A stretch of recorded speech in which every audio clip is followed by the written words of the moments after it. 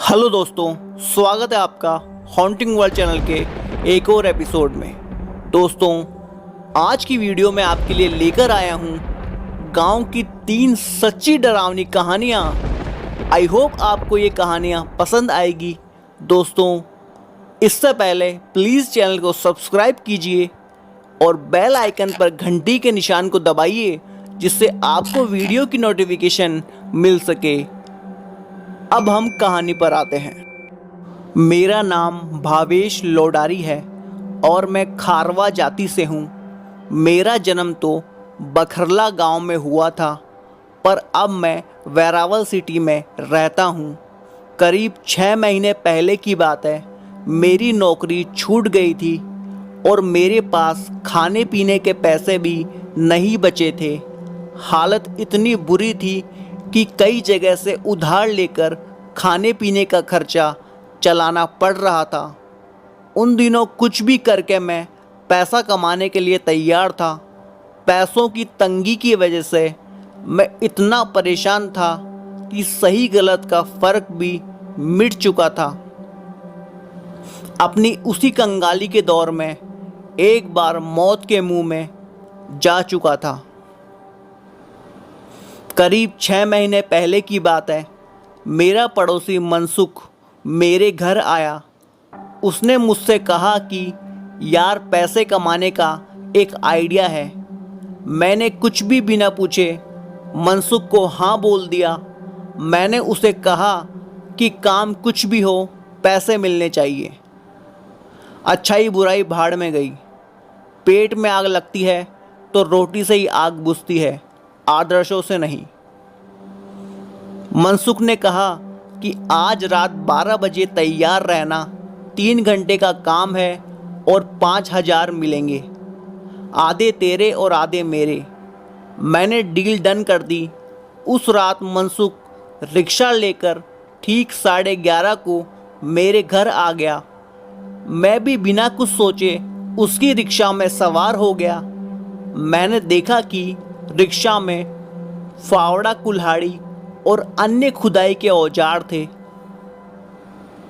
मैंने हंसते हुए मनसुख को बोला कि भाई, किसी का खून तो नहीं करने जाना है ना? मनसुख बोला, ना रे, चिंता मत कर, मैं हूं ना, कुछ लफड़ा नहीं होगा। थोड़ी ही देर में मनसुख ने रिक्शा एक कब्रिस्तान के पास रोक लिया। फिर मुझे कहा कि चल फावड़ा और कुल्हाड़ी ले ले, हमें अंदर जाना है। हम दोनों दीवार कूद कर अंदर गए। मुझे काफ़ी डर लग रहा था।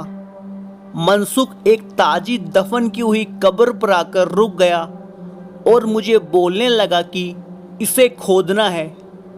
उसकी बात सुनकर मेरे तो होश उड़ गए। मैं भागकर कब्रिस्तान से बाहर आ गया।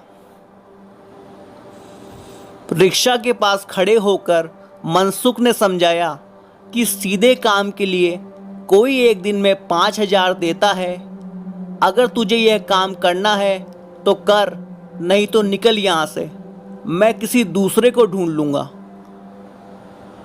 कुछ देर सोचा, फिर मुझे ख्याल आया कि वैसे भी जो मर चुका है वह तो मर ही चुका है।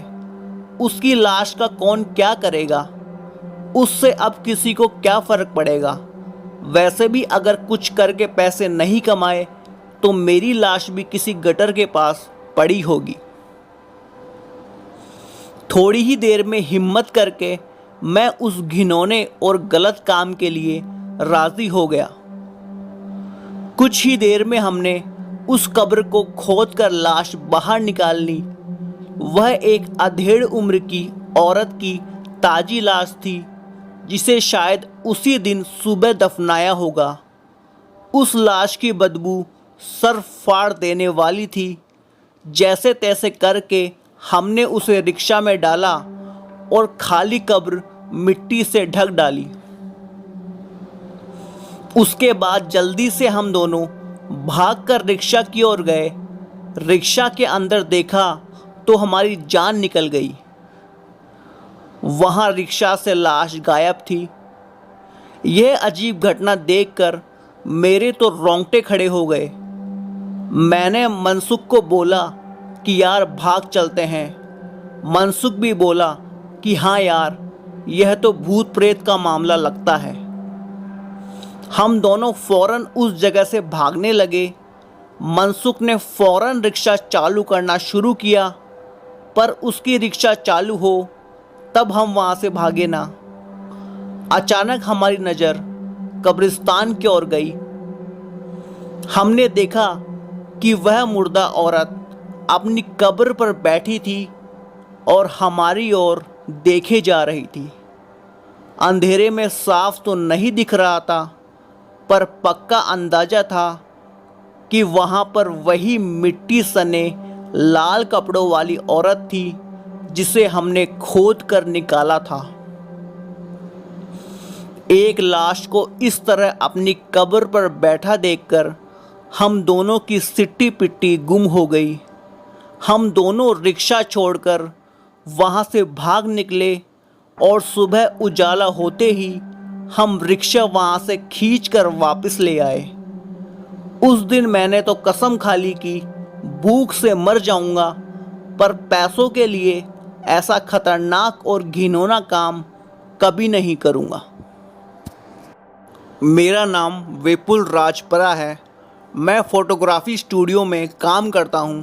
मेरे पास खुद का कैमरा आ चुका था, इसलिए मैं प्राइवेट ऑर्डर्स भी ले लेता था।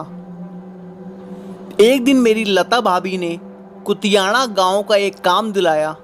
किसी की बर्थडे पार्टी थी, आने जाने का अलग से पैसा मिल रहा था और फोटोग्राफी का भी अच्छा पेमेंट मिल रहा था, इसलिए मैंने काम के लिए तुरंत हामी भर दी। दिक्कत सिर्फ यही थी कि पार्टी देर रात तक चलनी थी। उसके बाद वहाँ पर रुकने का कोई अच्छा ठिकाना नहीं था, इसलिए रात में ही ट्रैवल करके लौटना था। काश उस खौफनाक रात की याद मैं अपनी ज़िंदगी से मिटा सकता। मुझे याद है कि ऑर्डर की डेट पर मैं कैमरा सेटअप लेकर वहां पहुंच गया था।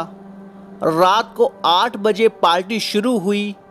अभी मैंने 4 से 5 फ़ोटो खींची ही थी कि तभी अचानक एक सुनहरे बालों वाली गौरी चिट्ठी लड़की मेरे सामने आ गई। उसने हॉल के बाहर आने का इशारा किया, शायद उसे कुछ काम होगा। मैंने उसे कैमरा दिखाया और कहा अभी नहीं आ सकता। फिर कुछ देर बाद सारी फ़ोटो खींच लेने पर मेरी नज़र उस लड़की को खोजने लगी। तभी अचानक वह मुझे घर के बाहर थोड़े दूर नज़र आई। मैं फ़ौरन उसके पास गया। उसकी आंखों में गजब का गुस्सा था। उसका चेहरा फीकी रोशनी में भी लाल नज़र आ रहा था। मैंने कहा सॉरी, फ़ोटो खींचने थे इसलिए नहीं आ पाया। आप यहाँ क्यों खड़ी है, अंदर नहीं आना है क्या? कुछ देर तक वह मुझे ऐसे ही घूरती रही। उसके बाद वह झाड़ी की ओर इशारा करने लगी। मैंने हाथ के इशारे से मना किया और घर की ओर उसे चले जाने को कहा। अब उसके चेहरे पर गुस्से की जगह नाराज़गी का हाव भाव था। उसने हाथ के इशारे से ही मुझे लौट जाने को कहा और देखते ही देखते वह झाड़ी के पार चली गई। मुझसे रहा नहीं गया तो मैं भी उसके पीछे पीछे जाने लगा। मैंने उस वक्त अपनी बेवकूफ़ी का अंजाम तक नहीं सोचा। कुछ देर चलने पर घुप अंधेरा सामने आ गया। मैं अचानक बेचैनी महसूस करने लगा। मुझे खूब पसीना आने लगा। अब मेरा दिल मुझे चेतावनी दे रहा था कि कुछ बुरा होने को है। मेरा फ़ोन जेब में पड़ा था, लेकिन कपकपाहट के मारे मैं उसे ऑन तक नहीं कर पा रहा था। अचानक मेरी नज़र भूरे पत्थर पर गई। ऐसा लग रहा था कि वहाँ पर 2 लोग बैठकर बातें कर रहे हैं। मैं गिरते पड़ते उनकी ओर जाने लगा, लेकिन जब मैं वहाँ पास पहुँचा तो मेरी रूह कांप गई। वहाँ पर वही लड़की बैठी थी जिसने मुझे झाड़ी के भीतर आने को कहा था, अब उसका विकराल रूप मेरे सामने था। एक धड़ पर दो सिर वाला भयानक नज़ारा देखकर मेरी चीख निकल गई। उस लड़की के धड़ पर जो एक और सर लगा हुआ था, वो बुरी तरह कुचला हुआ था। उस भयानक आकृति से दिल दहला देने वाली आवाज़ें आ रही थी। मैं उसी वक्त वहाँ से अंधाधुंध भागा और किसी तरह एक कच्चे रास्ते पर आ गिरा। थोड़ी ही देर में दो बुलेट वाले लड़के आए और मुझे बर्थडे पार्टी वाले मकान तक ले गए। उन्होंने मुझे धमकाते हुए पूछा कि मैं वहाँ झाड़ी के भीतर क्या कर रहा था। अब लड़की वाली बात बताकर मैं अपनी मुश्किल और नहीं बढ़ाना चाहता था। तभी अचानक उन्होंने मुझे जोर का चांटा मारा और कहा कि फ़ोटो वापस देने के लिए भी यहाँ वापस मत आना। उन्होंने मेरे पैसे दिए और फ़ौरन वहाँ से चले जाने को कहा। मैं उस जगह से चला तो गया, लेकिन इस घटना के बारे में पता करने पर रोंगटे खड़े कर देने वाली सच्चाई पता चली। उस घर के मालिक ने ही परिवार के साथ मिलकर अपनी जवान बेटी और उसके प्रेमी को मौत के घाट उतारा था। कहा जाता है कि उन दोनों को वहीं कहीं झाड़ी के भीतर मारकर गाड़ दिया गया। तब से उन दोनों की रूह एक धड़ और दो सिर के साथ भटकती है। वहाँ झाड़ियों में आए दिन मरे हुए पक्षी और जानवर भी पाए जाते हैं। मैं उस खतरनाक जगह से जिंदा तो बच आया, लेकिन कभी न मिटने वाली भयानक याद मेरे जहन में बस गई है। दोस्तों, मेरा नाम विशाल प्रताप सिंह है और मैं झारखंड के धनबाद का रहने वाला हूँ। वैसे धनबाद अपने लड़ाई दंगों के लिए प्रसिद्ध है, लेकिन आज जो मैं आपको किस्सा बताने जा रहा हूँ वो इससे ज़रा हटके है। तो दोस्तों, एक रात में अपने गांव से मेरे मित्र अवधेश के साथ अंधेरी रात में खेत के रास्ते बस स्टैंड की तरफ जा रहा था, तो मेरे मित्र ने कहा, दोस्त थोड़ा जल्दी चलो, इस खेत से अगले 2 खेतों तक थोड़ी समस्या है। तो मैंने पूछा क्या बात है, तो उसने बार बार बात को टाल दिया, लेकिन मेरे ज़्यादा दबाव डालने पर उसने पूरा किस्सा सुनाया। बहुत साल पहले अपने गांव से रात को इन्हीं खेतों से एक आदमी गुजर रहा था। रास्ते में वो पेशाब करने के लिए एक पेड़ के नीचे रुक गया। उसके बाद वो जैसे थोड़ा चला, उसे किसी बच्चे के रोने की आवाज़ आई। तो उसने सोचा रात को पहरा देने वाले का बच्चा होगा, लेकिन तभी याद आया कि ये खेत तो रामेश्वर काका का है, जो 3 साल पहले यहाँ फांसी लगाकर मर गए थे। वह आदमी सहमे हुए कदमों से आगे बढ़ता रहा और उसके दिमाग में उन लोगों की बात याद आई जो इस खेत से गुजरते वक्त रात को कभी पीछे मत मुड़ना, कोई रास्ता पूछे तो उसके आँखों और पाँवों को मत देखना, कोई कितना भी बोले मत सुनना। ये सब बातें दिमाग में आने लगी। ये सब सोचने से उस आदमी की हालत बहुत बुरी हो गई। वह सोचने लगा कि उसने यहाँ आने से पहले यह सब क्यों नहीं सोचा। वो जैसे जैसे आगे बढ़ता, वैसे वैसे बच्चे की आवाज़ और तेज होती जाती और ऐसा लग रहा था जैसे वो उसके साथ ही चल रहा हो। तभी अचानक उसने देखा कि एक पेड़ से बंधे झूले में बच्चा लेटा रो रहा था। तो डरते हुए उसने आवाज़ लगाई कि ये किसका बच्चा है, लेकिन कोई प्रतिक्रिया नहीं आई। तो डर के मारे वह आगे बढ़ गया, लेकिन बच्चे की किलकारी सुनकर उससे रहा नहीं गया और उसने पीछे मुड़कर देख लिया तो उसने देखा कि बच्चा झूले में उसके पीछे पड़ा था। रहम के मारे उसने उस बच्चे को गोद में उठा लिया और भागने लगा। थोड़ी देर बाद वो बच्चा उसे भारी लगने लगा। वह देखकर चौंक गया कि उसके पैर लंबे होकर जमीन को छूने वाले थे। उसने घबराकर बच्चे को गोद से गिरा दिया। जैसे ही वो बच्चा गोद से गिरा तो बच्चा बड़े आदमी की तरह जोर से हंसकर बोला, तू आज तो बच गया।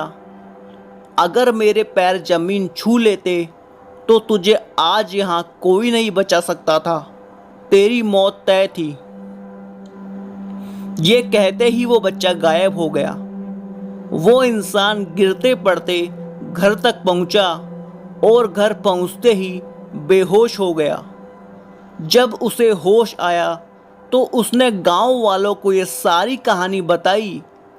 जैसे ही मैंने ये किस्सा सुना तो घबराहट के मारे बिना पीछे मुड़े ऐसा जोर से भागा और कभी उस प्रेत बाधित खेत से रात को नहीं गुजरा। दोस्तों, ये थी गांव की 3 सच्ची डरावनी कहानियाँ। आई होप आपको ये तीनों ही कहानियाँ पसंद आई होगी। दोस्तों, प्लीज़ चैनल को सब्सक्राइब कीजिए और देखते रहिए हॉन्टिंग वर्ल्ड, क्योंकि हम ऐसी ही कहानियाँ और किस्से लाते रहते हैं।